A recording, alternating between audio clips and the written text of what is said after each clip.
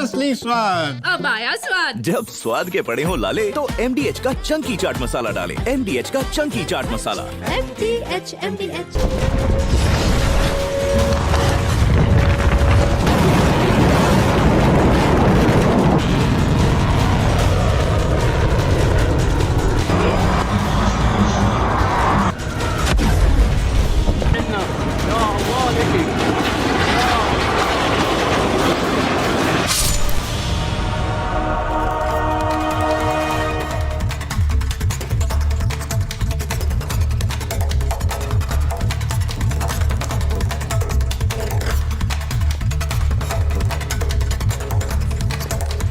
नमस्कार, आपके साथ मैं हूं सुजाता कुकरेती। आप देख रहे हैं अपना फेवरेट शो महाभारत। और महाभारत में आज सवाल पूछ रहे हैं कि क्या 3 घंटे बाद फाइनल ऑर्डर आने वाला है?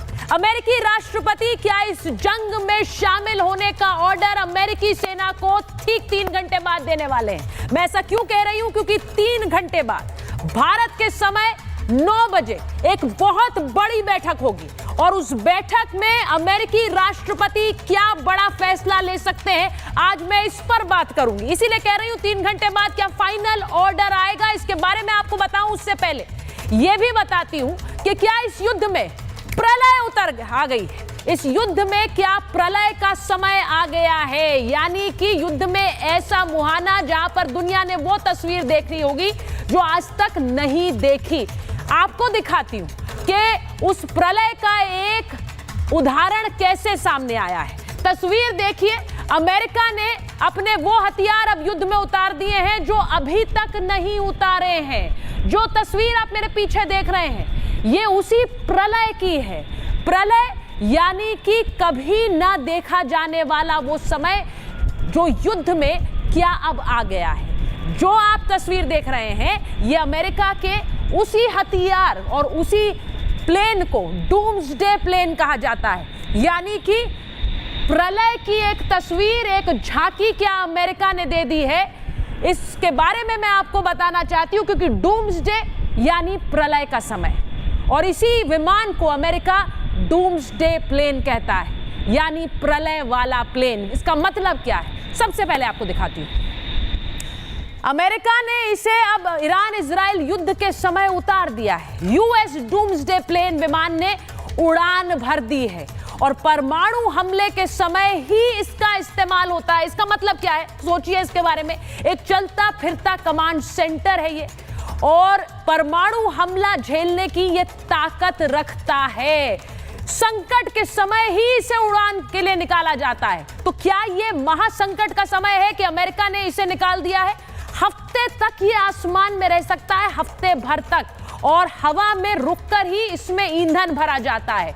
आपको बताऊं कि बड़े संकट के दौरान ही इसकी तैनाती होती है, और क्योंकि इसे बाहर निकाला गया है, पूछा जा रहा है कि क्या यही है वो महासंकट का समय। अमेरिकी राष्ट्रपति, रक्षा सचिव, अफसर सब इसके अंदर एक साथ रह सकते हैं। संकट के वक्त वो कनेक्टेड भी रहते हैं इसी के जरिए। विमान में इसमें 3 डेक होते हैं और briefing room, strategic conference room और कम्युनिकेशन जोन इसके अंदर बना होता है। इसे नाइट वॉचमैन भी कहा जाता है। लेकिन इसका आसमान में उतरना क्या यह बता रहा है कि महासंकट का समय आ गया है? क्या अमेरिका इसे ईरान इजराइल युद्ध में उतारने वाला है, और वहां प्रलय जब आएगी तो उस प्रलय की जानकारी यही देने वाला है? मैं आपको एक रिपोर्ट दिखा रही हूं, उसके बाद बड़ी खबर जो इस वक्त पाकिस्तान से आ रही है।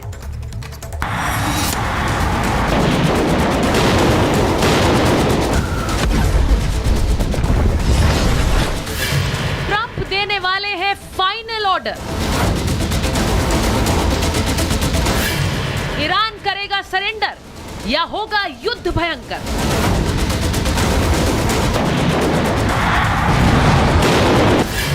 क्या अब निकलने वाले हैं इस युद्ध को बदल देने वाले हथियार?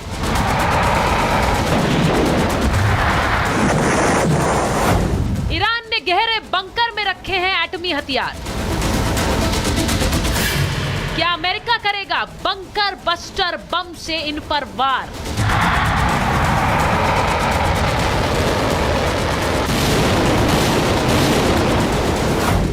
कभी भी डोनाल्ड ट्रंप दे सकते हैं ग्रीन सिग्नल। और इसीलिए अमेरिका ने आसमान में उतार दिया है प्रलय। पर ईरान में खमनई ब्रिगेड भी हो गई है और खूंखार।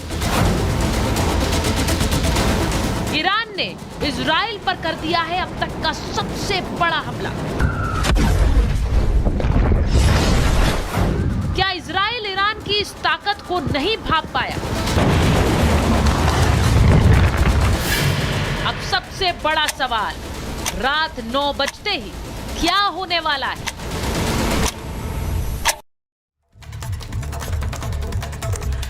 तो ठीक रात 9 बजे क्या होने वाला है, यह सवाल इसलिए पूछा गया है क्योंकि एक बहुत बड़ी बैठक अब से थोड़ी देर बाद 3 घंटे बाद होने वाली है। कभी भी हो सकती है और कभी भी हो सकती है ये वॉर रूम बैठक। यह भी कहा जा रहा है समय 9 बजे का है, लेकिन कहा यह जा रहा है कि किसी भी समय इस इमरजेंसी बैठक को बुलाया जा सकता है। और ट्रंप ने इस अटैक की पूरी प्लानिंग कर ली है। कल आपने उनके हाव भाव देखे, उन्होंने कहा हमें कोई सीजफायर नहीं चाहिए, हम ईरान को हरा कर ही रहेंगे। अब ट्रंप ने अटैक का ऑर्डर कभी भी दे सकते हैं, यह भी कहा जा रहा है। फिलहाल फाइनल ऑर्डर को रोका गया है। G7 से आते ही कई घंटों तक बैठक पहले ही ट्रंप कर चुके हैं। कहा यह जा रहा है कि उसमें प्लान तैयार है, लेकिन ट्रंप जाने जाते हैं कि 1 सेकंड में ही वो अंतिम निर्णय ले सकते हैं, यानी कभी भी वो निर्णय ले सकते हैं और निर्णय पलट भी सकते हैं। फाइनल आदेश के बाद ही यह हमला होगा, जिसकी प्लानिंग कुछ इसी तरह से वॉर रूम में ट्रंप ने पहले ही कर ली है। ट्रंप कह चुके हैं हम युद्ध विराम नहीं चाहते हैं। वो ये कह चुके हैं कि हम पूरी तरह से जीत चाहते हैं। ऐसे में अब से कुछ घंटे बाद क्या ये फाइनल ऑर्डर ईरान पर हमले का ट्रंप ले सकते हैं? ईरान को सरेंडर करना होगा, ये ट्रंप पहले ही कह चुके हैं। क्या होने वाला है अगले कुछ घंटों में, सवाल यही है, क्योंकि वहां एक बैठक ट्रंप और पाकिस्तान के फील्ड मार्शल मुनीर के बीच भी हुई है। इन दोनों के बीच क्या जोड़ता है, यह भी आज बात करूंगी, क्योंकि उस बैठक के बाद ही क्या ट्रंप यह फैसला लेंगे। मैं जरा बता देती हूं कि मेरे साथ जो मेहमान जुड़ रहे हैं उनका मैं आपसे परिचय करा देती हूं। मेरे साथ मेजर जनरल सिवाच जुड़ रहे हैं, मेरे साथ जुड़ रहे हैं मेजर समरपाल तूर, रुबिंदर सचदेवा साहब फॉरेन अफेयर्स एक्सपर्ट हैं, ग्रुप कैप्टन ऑगस्टीन विनोद हमारे साथ जुड़ रहे हैं, हमारे साथ जुड़ रहे हैं प्रोफेसर संदीप त्रिपाठी, विदेश मामलों के जानकार हैं, और हमारे साथ जुड़ रहे हैं अमेरिका से आनंद आहूजा साहब, ट्रंप के समर्थक हैं, और रत्नदीप चक्रवर्ती सीधे इजराइल से हमारे साथ जुड़ रहे हैं। तो मैं इजराइल और अमेरिका दोनों जगह से ही तस्वीर आपको दिखाऊंगी और बताऊंगी कि होने क्या वाला है। लेकिन सबसे पहले मैं पूछना चाहती हूं जल्दी से, मेजर जनरल सिवाच आपसे पूछ रही हूं, मुझे बताइए आपको लग रहा है कि ट्रंप कुछ समय बाद ये फाइनल ऑर्डर ले सकते हैं?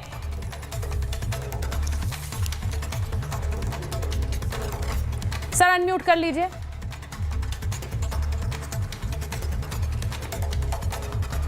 हेलो, देखो इसमें कोई शक नहीं कि सिचुएशन काफ़ी टेंस है और कोई भी डिसीजन लिया जा सकता है, क्योंकि अमेरिका अब लास्ट मोमेंट पे है, वो परख रहा है कि अब करें तो करें क्या ये टाइम सही है कि अमेरिका इस लड़ाई के अंदर डायरेक्ट आ जाए।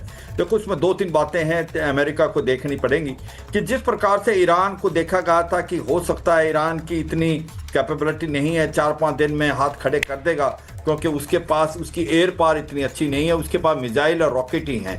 मगर ऐसा हुआ नहीं, क्योंकि जिस प्रकार से अब ये पलटवार कर रहा है, स्पेशली लास्ट 24 घंटे में सिजाल मिसाइल तक इसने यूज़ कर ली है इजराइल के साथ, तो ये ऐसे में अमेरिका के चांसेस ज़्यादा हो जाते हैं इस लड़ाई में आने के लिए।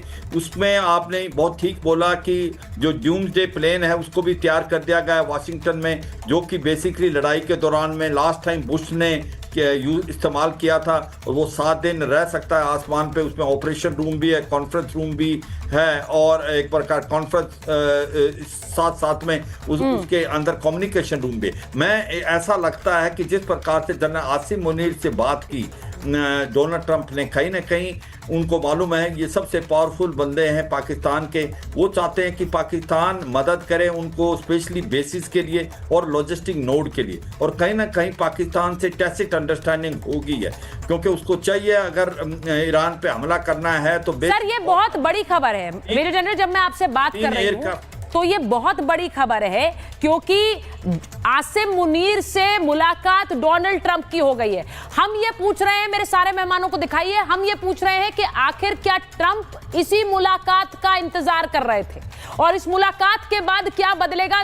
तूर साहब, हम कल इस बात के बारे में बात कर रहे थे महाभारत में। अब जो खबर आ रही है बहुत बहुत इंपॉर्टेंट है और मैं चाहती हूं कि मेरे दर्शक इस बात को समझे। पूर्व पेंटागन अधिकारी माइकल रूबिन ने जो दावा किया है वो आपके स्क्रीन पर है इस वक्त। पाकिस्तान से ईरान में घुसेगी अमेरिकी सेना, ये माइकल रूबिन कह रहे हैं, पूर्व पेंटागन अधिकारी हैं, और वो ये भी कह रहे हैं कि ईरान के परमाणु ठिकानों पर वो कब्जा करेगी, पाकिस्तान के रास्ते लाएंगे ईरान के परमाणु हथियार। अब माइकल रूबियो अगर ये बात कह रहे हैं, वो ये बात उनकी बात को जरा समझिए। उनका कहना है कि पाकिस्तान के रास्ते अमेरिकी सेना ईरान में दाखिल होगी। माइकल रूबिन का ये बयान, इसको हल्के में मत लीजिए, क्योंकि हम जानते हैं कि एक मुलाकात इन दोनों के बीच में हुई है।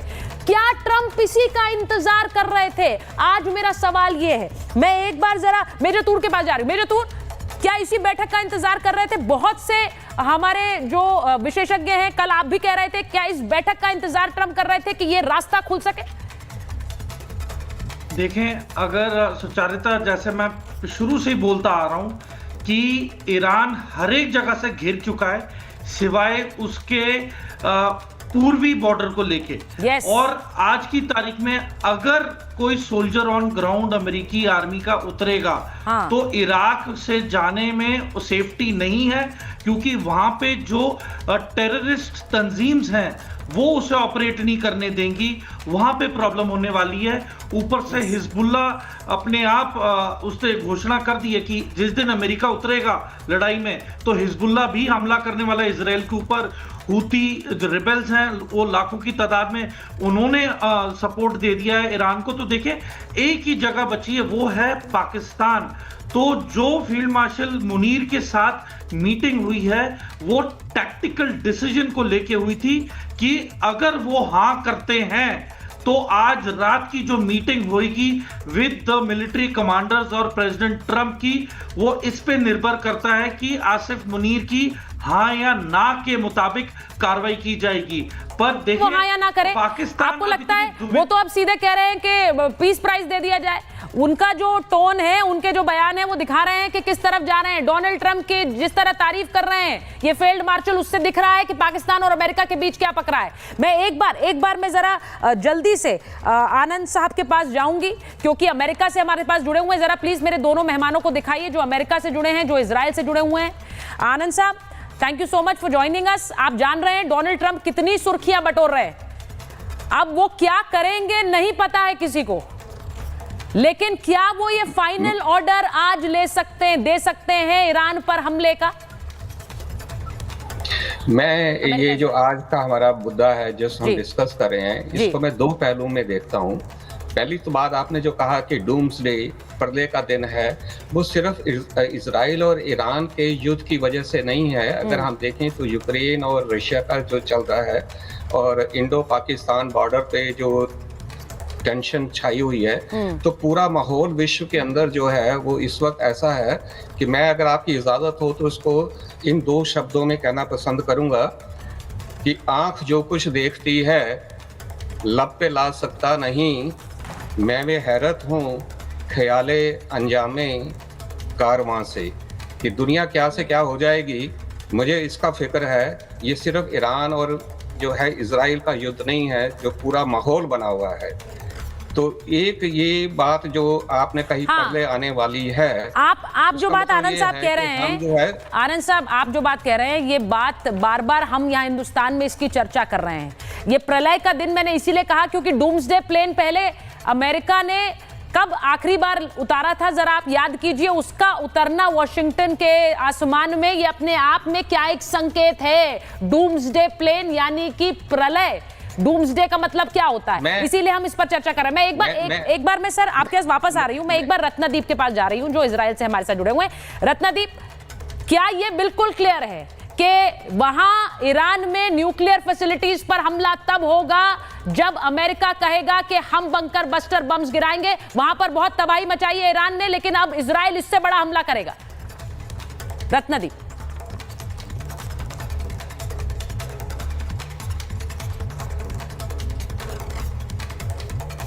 ठीक है, मैं रत्नदीप के पास वापस जा रही हूं। एक बड़ी खबर मैं आपने दर्शकों को बता दूं, इजराइल पर हमले के बाद अमेरिकी फोर्सेस को अलर्ट पर रखा गया है। यह बहुत बड़ी खबर है। इसे उससे भी जोड़कर देखिए कि आसिम मुनीर से मुलाकात हुई है डोनाल्ड ट्रंप की, और उसके बाद अब अमेरिकी फोर्सेस का हाई अलर्ट पर होना, ईरान की घेराबंदी भी तेज कर दी गई है और 6 देशों से अमेरिका खोल सकता है मोर्चा ईरान के खिलाफ। हाई अलर्ट पर 50,000 अमेरिकी सैनिक हैं। इसके मतलब क्या है जरा आपको समझाती हूं। 50,000 अमेरिकी सैनिक इस वक्त हाई अलर्ट पर हैं। 6 देशों से मोर्चा खोलने का मतलब क्या है जरा वो आपको बता देती हूं, क्योंकि वो आपको जरा बता देती हूं कि अलग अलग देशों में कैसे मोर्चा खोला जाएगा। अब जरा ये देखिए ईरान की घेराबंदी कैसे होगी। ईरान की घेराबंदी कैसे होगी, कैसे ईरान में, इराक में 2000 सैनिक तैनात हैं, वहीं 5000 मरीन कमांडोज तैनात है। कुवैत में जेट रिफ्यूलिंग की जो फैसिलिटी है उसको बढ़ा दिया गया है। 35,000 यूएस सैनिक कैसे से यूएई में तैनात है। 3 बेस 6,000 सैनिक आप देखिए सऊदी अरब में तैनात है। ये 50,000 सैनिक इस वक्त हाई अलर्ट पर है अमेरिका की घेराबंदी जो ईरान पर हो उसके लिए। तो ये सब क्यों हो रहा है? अमेरिका पूरी तरह से अपनी तैयारी करके फिर ईरान पर हमला करेगा, और इस बीच डोनाल्ड ट्रंप अपने बयानों से ये संशय बनाए रखेंगे कि अमेरिका हमला करेगा कि नहीं। क्या यही हो रहा है? मैं एक बार ऑगस्टीन साहब के पास जा रही हूं। सर जरा ये बताइए, ये जो समय है अमेरिका आपको क्या लग रहा है? आसिम मुनीर से मुलाकात, उसके बाद पाकिस्तान का फ्रंट खुले रहना, अपने सैनिकों को अलर्ट पर रखना, क्या आज वो रात है जब अमेरिका ये हमला कर सकता है? सुचारिता जी, ये बहुत ही एक $1 मिलियन क्वेश्चन है, बट मुझे संक्षेप में अगर कहूं तो मुझे नहीं लगता है वो आज वो रात है। मैं इसका रीजन मैं बताता हूं। पहली बात, जो फोर्सेस पाकिस्तान में मूव होने हैं, यूएस के फोर्सेस, वो उसको मूव होने में अभी टाइम लगेगा, पहली बात। दूसरी बात, यूएसएस लिमिट्स जो है, जहां जिस इलाके में पहुंचना चाहिए, जहां से अटैक को अंजाम दिया जा सके, वो इलाके में अभी तक पहुंचा नहीं है। और यूएसएस लिमिट्स, सुचारिता जी, अकेला जहाज नहीं है, वो एक बेड़ा है, और वो सबसे कम तेजी वाले जहाज जो होते हैं उसकी तेजी से चलता है। जो माइन स्वीपर्स हैं, जिसको हम आगे भेजते हैं, कैरियर बाकी ग्रुप के आगे भेजते हैं। और माइनिंग में स्ट्रेट ऑफ हॉर्मुज से लेकर के आप ये नीचे के इलाके तक, पूरे इलाके में ऐसा कहा जा रहा है कि ईरान ने ऑलरेडी माइनिंग किया हुआ है। और ईरान ने ये जो पानी के अंदर का माइनिंग का प्रैक्टिस आज से नहीं, पिछले 6-8 महीने से कर रहा है। तो मुझे नहीं लगता आज की रात होगी, क्योंकि ये चौतरफा हमले में पाकिस्तान का एक, मैंने इसके बारे में ट्वीट भी किया है, पाकिस्तान का बहुत बड़ा एक योगदान होना इसीलिए जरूरी हो जाता है क्योंकि उसी तरफ से अगर आप देखेंगे तो ईरान काफी हद तक वीक है। काफी हद तक उस तरफ उन्होंने पाकिस्तान को अपना दोस्त समझ करके वेपन्स, डिफेंसिव वेपन्स नहीं लगाया हुआ है। इस इलाके में मुझे पिछले सप्ताह फ्लाइंग करने का मौका मिला, मैंने ऊपर से देखा भी है इस इलाके को। जो एक्टिविटी आपको इस्फहान के साउथ चाबहार तक जो एक्टिविटी दिखता है रात में स्पेशली, वो इस ईस्ट की तरफ बहुत कम एक्टिविटी दिखाई पड़ता है। तो ये सारी चीजें जब तक ये प्रणालियां आप जो बात कह रहे हैं नहीं आएंगे, उसी से आगे बढ़ाना चाह रही हूं। मैं संकेत पढ़ना चाह रही हूं, जो संकेत मिल रहे हैं। मैंने कहा कि फील्ड मार्शल के साथ मुलाकात, आसिम मुनीर के साथ मुलाकात। जरा प्लीज रोबिंदर जी को स्क्रीन पर लीजिए, संदीप त्रिपाठी जी को स्क्रीन पर लीजिए। मैं रोबिंदर जी, ये सारी जो सिग्नल्स मिल रहे हैं, इनका मतलब क्या निकल रहा है? एक मुलाकात जिसके बाद डोनाल्ड ट्रंप की तैयारी क्या इसे पूरी माने, क्योंकि अमेरिका इस युद्ध में उतरेगा तो बहुत से जानकार मान रहे हैं कि पाकिस्तान का साथ जरूरी है। क्या इसी वजह से ये मीटिंग है? क्या इसी वजह से आसिम मुनीर अब तारीफ कर रहे हैं? उन्हें पता है कि इसके बदले उन्हें बहुत कुछ मिलने वाला है अमेरिका से।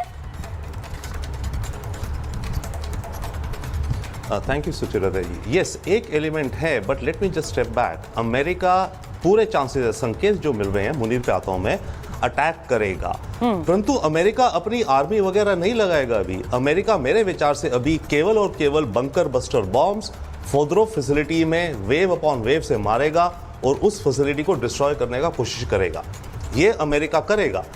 अब बात ये होगी कि ईरान रिटेलिएट कैसे करता है, राइट? अब ईरान के पास अगर क्षमता है रिटेलिएट करने की आसपास, जैसे गल्फ में, बाकी जीसीसी कंट्रीज में या स्ट्रेट ऑफ हॉर्मुज में, अगर उस तरफ रिटेलिएट करता है टुवर्ड्स अमेरिकन बेसिस, या फिर अमेरिकन पार्टनर सऊदी अरब हो गया, यूएई हो गया, वहां करता है, देन अमेरिका अगेन बॉम्बार्डमेंट करेगा। बट अमेरिका अपनी कोई फौज ग्राउंड बूट पे नहीं लाएगा। अब मैं आता हूं मुनीर पे। Same way I think Balochistan को एंगल को लेकर के मुनीर क्या कर रहे हैं, पाकिस्तान जो हमेशा करता है, अपना ज्योग्राफी कार्ड खेल रहे हैं। यस, 1000 किलोमीटर का बॉर्डर है।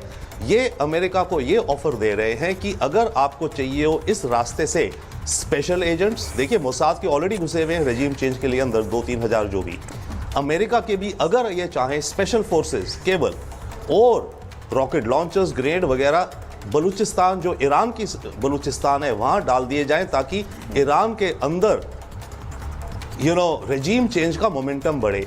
तो बलूचिस्तान के एंगल से, मुनीर के एंगल से जो है, अभी आई डू नॉट एक्सपेक्ट, मैं गलत हो सकता हूं, बट अमेरिका के अंदर कोई एपिटाइट नहीं। और ट्रंप भी बार बार कहते हैं कि हम अपने American forces boots on ground नहीं डालेंगे। तो ये पहला एक तो वो करेंगे, वो दिख रहा है मोरलेस करेंगे। बेंजामिन नेतन्याहू बहुत पुश कर रहे हैं। नेतन्याहू की जिंदगी का आखिरी चांस है ये कि वो पूरी मिडिल ईस्ट से न्यूक्लियर वेपन टोटल हटा दें और इसराइल को जनरेशंस के लिए ये उसके मेसिया बन जाएं कि इन्होंने इसराइल के लिए ये डेंजर हटाया। अब उसमें वो सब कुछ कर रहे हैं, मिसाइल मार रहे हैं, बट वो न्यूक्लियर फैसिलिटी जो फोदरोव जो भी वो माउंटेन है, उसको नहीं डिस्ट्रॉय कर रहे। उन्हें फिलहाल के लिए केवल और केवल अमेरिका की मदद केवल और केवल उसके लिए चाहिए। अब सर, आज देखिए, आज एक और बड़ी बात है, आज एक और बड़ा जो मैं टॉकिंग पॉइंट है वो ये भी कि क्या ईरान जिस तरह के हमले इजराइल पर कर रहा है, क्या उसमें भी एक सरप्राइज एलिमेंट है? इजराइल ने सोचा नहीं था कि ईरान इस क्षमता के हमले कर सकता है जो हम इस वक्त देख रहे हैं, और क्या इससे भीषण भी हमले करेगा? मैं एक बार जरा बड़ी खबर बता रही हूं कि ईरान के लोगों से सर्वोच्च नेता खमनेई ने क्या कहा है। वो कह रहे हैं इजराइल को खुली मदद कर रहा है अमेरिका, और वो ये भी कह रहे हैं कि ईरानी सेना को साजिशन कमजोर बता रहे हैं। अब देखिए, उनका ये कहना है कि एक प्रोपोगेंडा है जिसके तहत ईरान की सेना को कमजोर बताओ, इजराइल की सेना को मजबूत बताओ, लेकिन हमारी सेना हमले कर रही है, भीषण हमले कर रही है इजराइल पर, और वो हम जारी रखेंगे। अब मैं आपको जरा वो तस्वीर भी दिखाना चाहती हूं जिसके अंदर इजराइल पर जो हमले हुए हैं उसकी तस्वीर जरा आप समझिए वो कैसे हुए हैं। इजराइल के अंदर तबाही की जरा 1-2 तस्वीरें आपको दिखाती हूं, उसके बाद आपको समझ आएगा क्या ईरान को इजराइल ने अंडर एस्टिमेट किया है। अब ये जो तस्वीर आप देख रहे हैं, कैसे बैलिस्टिक मिसाइल दागी गई है और उसके बाद धुएं और आग का गुबार, ये देखिए, ये इजराइल की तस्वीर है। इसी के साथ मैं आपको एक और, ये तस्वीर आप देख रहे हैं, एक और तस्वीर आपको दिखाती हूं, दूसरी तस्वीर चलाइए। ये इजराइल के आसमान में बैलिस्टिक मिसाइलें जो ईरान ने दागी, उनकी तस्वीरें देखिए, और ये वहां तबाही कैसी मचा रही है उसकी भी तस्वीर आपको दिखाऊंगी। 25 बैलिस्टिक मिसाइल्स जो भीषण तबाही इजराइल में मचा चुकी है।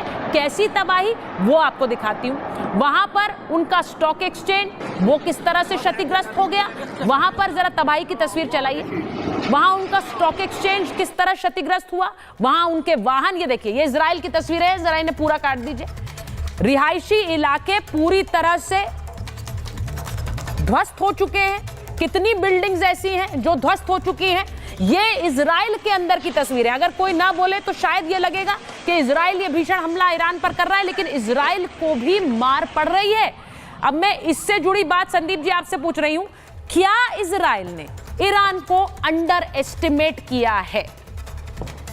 जी, आप सही कह रही हैं कि सिर्फ इजराइल ही नहीं, इवन अमेरिका ने भी अंडरस्टिमेट किया था। और जो अभी आप बता रही थी किस तरीके से ट्रंप ने अपनी सेना को एक्टिवेट किया है, स्पेशली जो मिलिट्री एयरबेसेस हैं जितने भी मिडिल ईस्ट पर है, तो एक तरह से जब ये पहला एक संकेत मिल चुका है अमेरिका को, स्पेशली ट्रंप की बात कर रहा हूँ, कि अब इजराइल जो है अपने दम पर फेस नहीं कर सकता ईरान को, और इजराइल का विश्वास टूटा, बैकफुट पर आया, और जो एक ऑफेंसिव मोड था इजराइल का वो खत्म हुआ, जैसे भी आपने भी चित्र दिखाया। सबसे बड़ी बात यह है कि इसी दौरान जिस तरीके के आसिफ मुनीर और ट्रंप की जो मुलाकात हुई, और अभी हमने देख रहे थे कि जो ईस्टर्न बॉर्डर है ईरान का, तो एक तरह से साइकोलॉजिकली देखिए, सच में फैक्ट ये है कि ऐसा कुछ नहीं होने वाला है कि पाकिस्तान पूरा अपना कॉरिडोर दे देगा ईरान पर अटैक करने के लिए, लेकिन एक साइकोलॉजिकली दबाव बनाने के लिए ये जो लंच दिया गया आसिफ मुनीर को कि देखिए जो 909 किलोमीटर की जो सीमा लगती है ईरान के साथ थे, तो यहाँ भी हम अपने ट्रूप्स भेजेंगे और यहाँ से ईरान को कमज़ोर करेंगे। ये उस पाकिस्तान के लिए है जिसकी संसद पर पाकिस्तान के डिफेंस मिनिस्टर ने, ख्वाजा आसिफ ने कहा था कि यदि वक्त पड़ा तो हम अपना न्यूक्लियर बम इजराइल पर फेंकेंगे। तो मुझे लगता है कि इस तरह का जो एक नैरेटिव बन रहा था ब्रदरहुड का, अमेरिका ने उसको तोड़ा, पहला।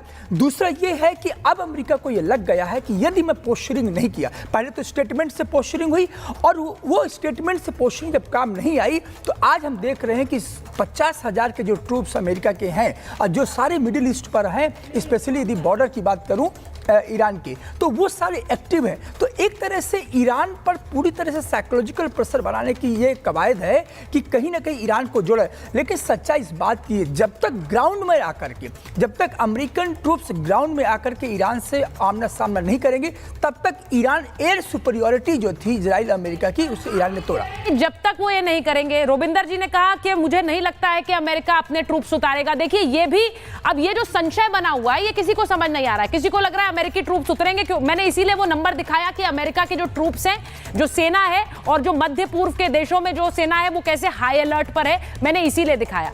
मैं आपको ये भी दिखा रही हूं कि ईरान ने करीब 30 बैलिस्टिक मिसाइलें इजराइल पर दागी हैं। इजराइल के 4 शहरों को उसने निशाना बनाया। अब उनमें तेल अवीव और बीरशेवा शहर शामिल हैं। इसी के साथ साथ उनमें रमतगन और होलोन भी शामिल है, जहां पर ये मिसाइलें गिरी है।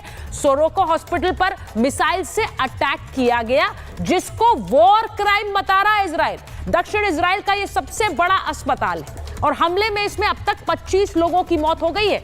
नेतन्याहू कह रहे हैं दिस इज वॉर क्राइम। ईरानी हमले में 150 से ज्यादा लोग इसकी बलि चढ़े हैं। इस हमले में इजराइल को जबरदस्त नुकसान पहुंचा है।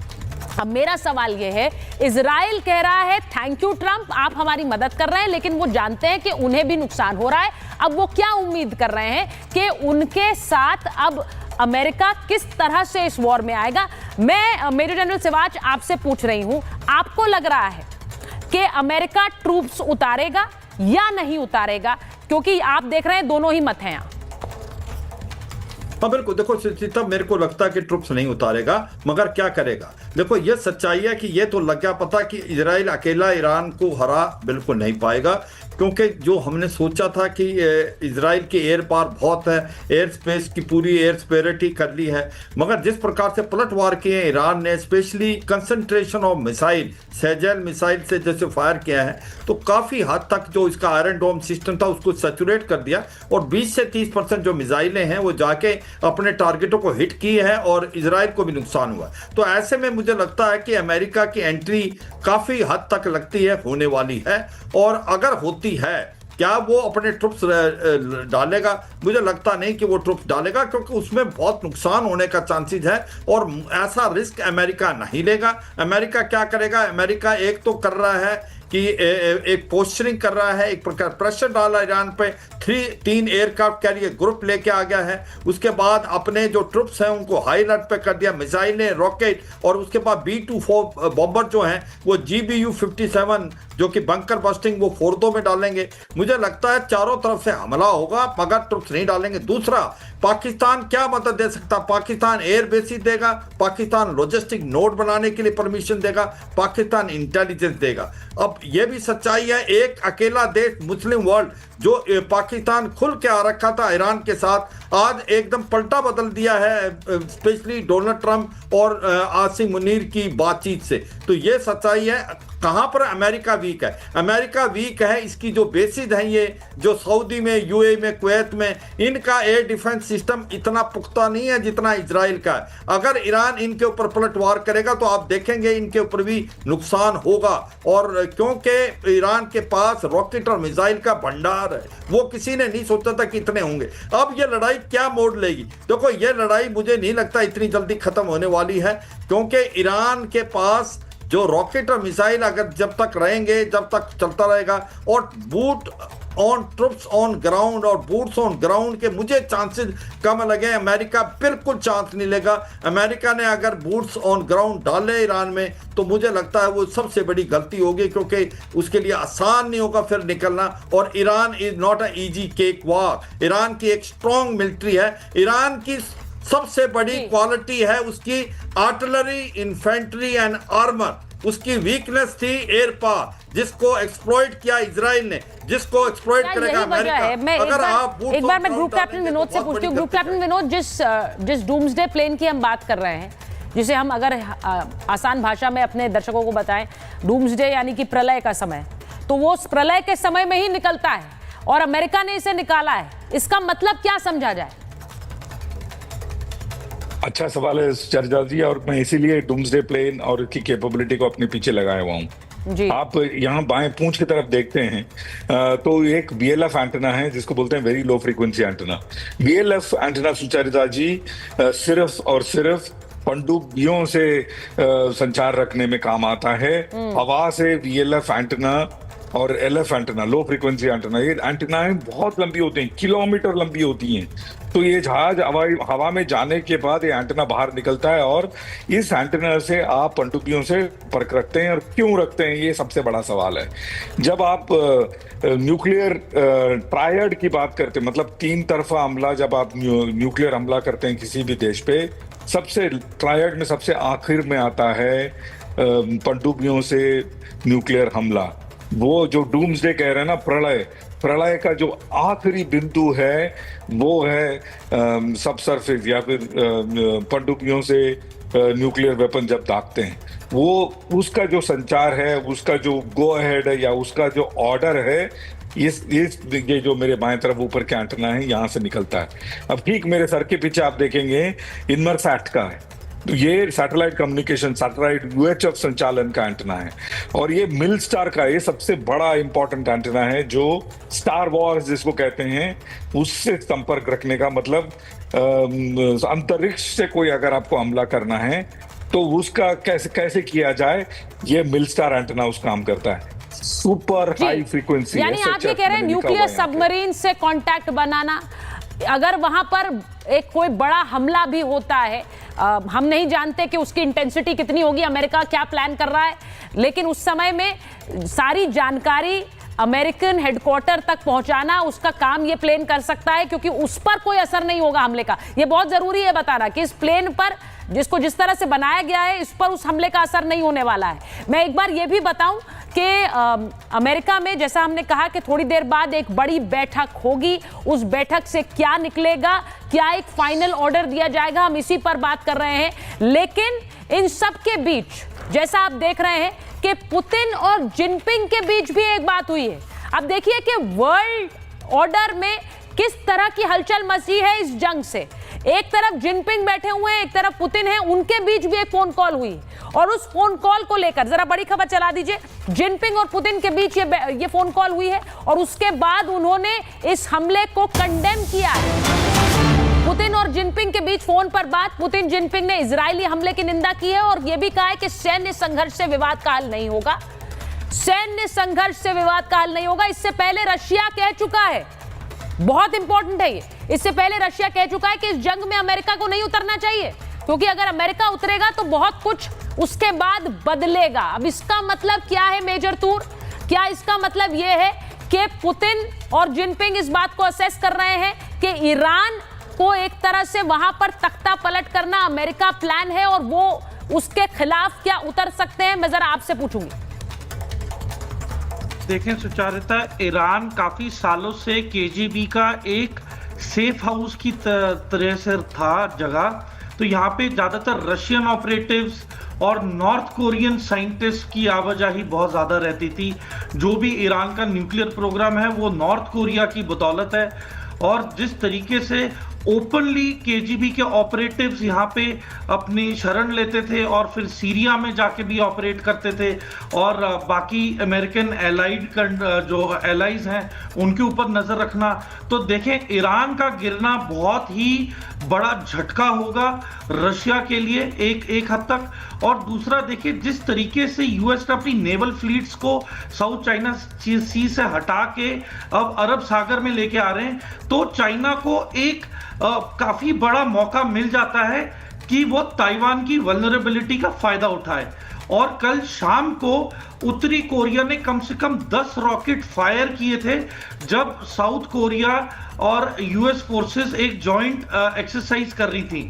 तो देखिए ये सारे संकेत हैं कि टेंशन दोनों जगहों से बढ़ रही है। और अगर देखिए यूएस अभी इस तैयारी में नहीं है कि ट्रूप्स ऑन ग्राउंड उतारे, क्योंकि लाखों में हुती रेबल्स तैयार हैं ईरान को सपोर्ट करने के लिए ग्राउंड ऑफेंसिव के लिए। ठीक है, उसी तरीके से हिजबुल्ला भी उसी टाइम हमला करेगा जब अमेरिका हमला शुरू करेगा। तो हिजबुल्ला भी इजराइल के ऊपर हमला करने वाला है। आप ये कह रहे हैं हिजबुल्ला हुती इस जंग में ईरान के साथ है, वो भी उतरेंगे जहां अमेरिका ऐलान कर देता है कि हम इस जंग में शामिल हो गए। ये बहुत बड़ी बात है। यही वजह है कि इजराइल कहता है न्यूक्लियर बॉम्ब नहीं हो सकता ईरान के साथ, क्योंकि वो आतंकी संगठनों के साथ खड़ा है। उसका न्यूक्लियर बॉम्ब बनाना यानी कि आतंकी संगठनों के हाथ में न्यूक्लियर बॉम्ब होना, इसीलिए हम ये नहीं होने देंगे। तो ये इंपॉर्टेंट है। मैं एक बार फिर से बताऊं, अगर रत्नदीप हमारे साथ जुड़ गए हैं सीधे इजराइल से, तो मैं उनके पास जाना चाहती हूं। इजराइल में जो तबाही मची है वो आपके स्क्रीन पर इस वक्त है।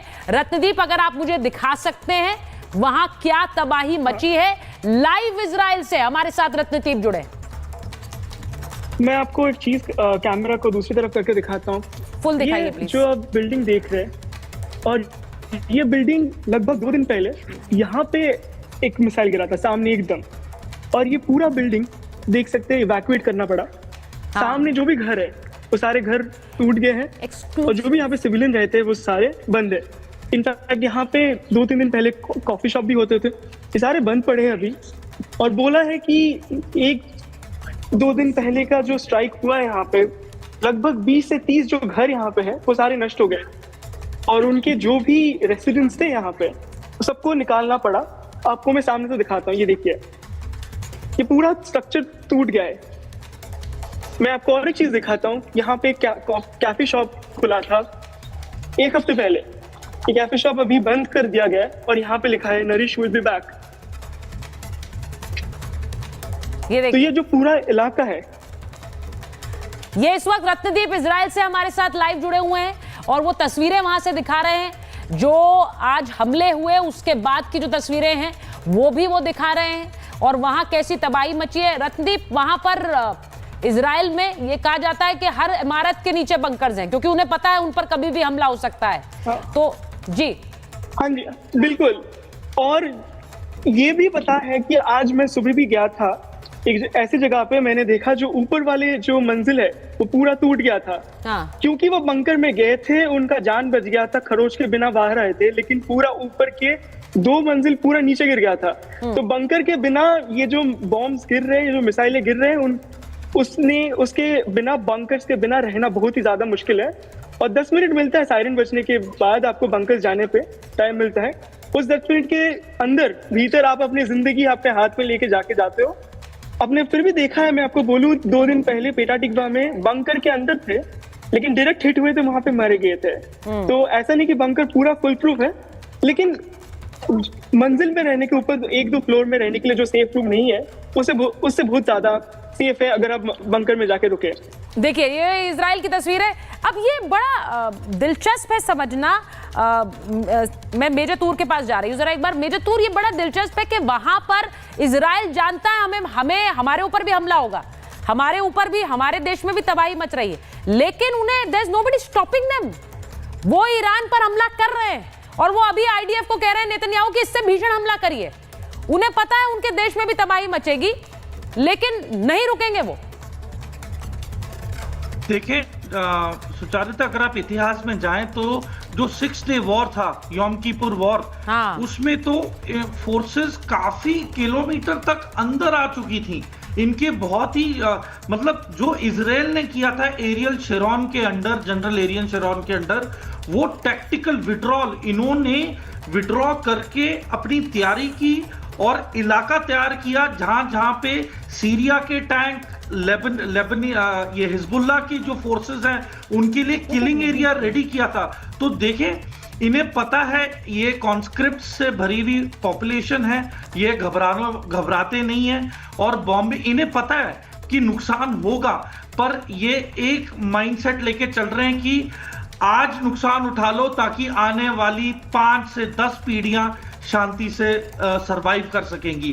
यदि ये आज कुर्बानी नहीं दी तो इजराइल का मिटना भी तय हो सकता है। It is a fight for survival, और मरता क्या नहीं करता। और मुझे लगता है कि इजराइल ऑल आउट अभी नहीं, पर सही समय पे सही मौका देख के फिर अपनी हरकत करेगा। चलिए, मैं मेरे साथ जितने भी मेहमान हैं, मैं बहुत जल्दी एक रिएक्शन सबसे लेना चाहती हूँ, और इस पर एनालिसिस नहीं चाह रही हूँ, लेकिन मैं चाह रही हूँ कि आप लोग, क्योंकि आप लोग सब बहुत अनुभवी हैं, आपको लग रहा है कि आज की रात अमेरिका अटैक कर सकता है? Starting with you professor Tripathi. मुझे नहीं लगता है कि अमेरिका अटैक करेगा। ठीक है, पोस्चरिंग का हिस्सा है। ठीक है, क्योंकि ये पोस्चरिंग इसलिए आक्रामक भी है क्योंकि इजराइल लगातार एक और डिफेंसिव मोड में है, और ट्रंप को लगता है कि यही एक वक्त है कि ईरान को पूरी तरीके पर डोनाल्ड ट्रंप बहुत अनप्रेडिक्टेबल हैं, हम नहीं जानते वो क्या कहेंगे। कल उन्होंने जो बयान दिया है उससे तो कुछ लोगों को समझ नहीं आया। वो जंग रोकना चाह रहे हैं, वो जंग को आगे बढ़ाना चाह रहे हैं, वो ईरान से सीजफायर करेंगे कि नहीं करेंगे। पहले वो कहते हैं इट्स टू लेट, फिर वो कहते हैं कि अभी बहुत देरी नहीं हुई है। रोविंदर जी, आपका टेक जल्दी से इस पर।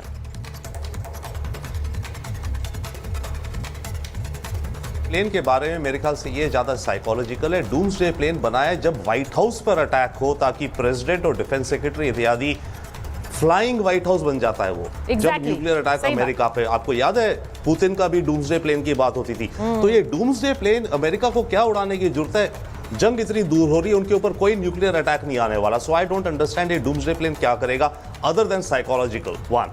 Secondly, chance I don't know, I think आज भी हो सकता है, कल भी हो सकता है। ट्रंप ने मोरलेस डिसीजन बना लिया, इन पे प्रेशर आ गया है। नेतन्याहू जैसे भी तूर साहब बात कर रहे हैं, इनके लिए जिंदगी का आखिरी मौका है कि पूरा खत्म कर दो और जनरेशंस को सेव कर दो। ट्रंप के अंदर पॉलिटिकल बेस डिवाइडेड है। आधा बेस कहता है बिल्कुल नहीं जाना, फॉरएवर वॉर्स, इराक, अफगानिस्तान जैसे। स्टीव बैनर उन सपोर्टर कह रहे नहीं जाना, बट आधे सपोर्टर्स कह रहे हैं वेस्टर्न सिविलाइजेशन का मामला है, जाना है। पर जाना भी है तो केवल बॉम्बिंग करने जाना है, ट्रूप्स ऑन ग्राउंड बिल्कुल नहीं है, जो मेरी विचार है। ट्रूप्स ऑन ग्राउंड बिल्कुल नहीं है। मेजर तूर, आपको क्या लग रहा है? ये आपको लग रहा है कि आज रात हमला होगा? ये जो डूम्सडे प्लेन है, इसका असली नाम है नेशनल एयरबोर्न ऑपरेशंस कमांड। तो बेसिकली ये टोटल 4 बने हैं यूएसए के लिए, और ये 4 अलग अलग जगहों पे उड़ सकते हैं एक ही टाइम पे, या फिर जैसे रिक्वायरमेंट हो। तो प्रोबेबली ये अभी जो एयरक्राफ्ट है इसमें हमला आपको लग रहा होगा जनरल्स हैं। देखिए, मैं थोड़ा सा इस पर फोकस करना चाह रही हूं। सुचारिता, इतना जल्दी नहीं होगा। देखिए, खाड़ी युद्ध में भी 3 महीने लगे थे ट्रूप्स को तैयार करने के लिए। लेकिन फिर इस जंग को रोकने वाला कौन है? ये फिर इसी तरह से चलता रहेगा, तबाही मचती रहेगी दोनों देशों में। वो अपनी मिसाइलें दागेंगे, यहाँ से उनकी जाएंगी। इसमें रोकने वाले तो एक डोनाल्ड ट्रंप लग रहा था मध्यस्थ के रूप में होंगे, वो नहीं है मध्यस्थ। एक उन्हें नोबेल प्राइज दे रहा है, लेकिन एक यहाँ वो युद्ध को आगे जारी रखना चाहते हैं। देखिए सुचारिता, ये बेसिकली पूरा समतल करेंगे तेहरान को। ये इनकी सभी मिलिट्री साइट्स, देखिए अमेरिका बिल्कुल, देखिए वियतनाम के बाद शायद ये पहला देश है जिसके पास मतलब टेक्नोलॉजी है, हथियार है, मैन पावर है, और टैक्टिकल माइंडसेट भी है, जिस तरीके से ईरान है आज की तारीख में। तो मुझे नहीं लगता कि अमेरिका ओपनली इतना गूदा है उसके पास कि इन्हें फेस कर सके। वो तो उत्तर कोरिया से भी आज तक एक ही बार 1953 में लड़ा, उसके बाद कभी भी उसने आगे नहीं पहल की। अच्छा, ये बहुत बड़ी बात है। आप कह रहे हैं कि अमेरिका के पास इतना बूता नहीं है कि वो डायरेक्ट कदम रखेगा, इनसे पंगा लेगा। ये देखिए बहुत बड़ी बात आपने कही है। अमेरिका, डोनाल्ड ट्रंप के तो बयान ऐसे नहीं आ रहे हैं, वो तो बार बार कहते हैं कि nothing compare to what the good old America है। इनके पास बहुत होंगे लेकिन हमारे जैसा कुछ नहीं है इनके पास, हम इन्हें मिनटों में खत्म कर सकते हैं, वो इस तरह के बयान देते हैं। तो ऐसे में अमेरिका आज इन पर बड़ा हमला करने के बारे में क्या फैसला ले सकता है? बार बार लोग कह रहे हैं बंकर बस्टर बम्स उस जगह पर जहां न्यूक्लियर परमाणु संवर्धन कर रहा है ईरान, वहां गिराए जाएंगे, वहां उसे नष्ट किया जाएगा and that will be America strategy. हमें देखना होगा। हम चाह रहे हैं युद्ध कभी समाधान नहीं होता, ये भारत का हमेशा से स्टैंड रहा है, लेकिन जिस तरह से ये आगे बढ़ रहा है ये किसी के लिए अच्छा नहीं है। इस पर अंकुश कब लगेगा, सब यही सोच रहे हैं। बहुत बहुत धन्यवाद आप सबका जुड़ने के लिए महाभारत।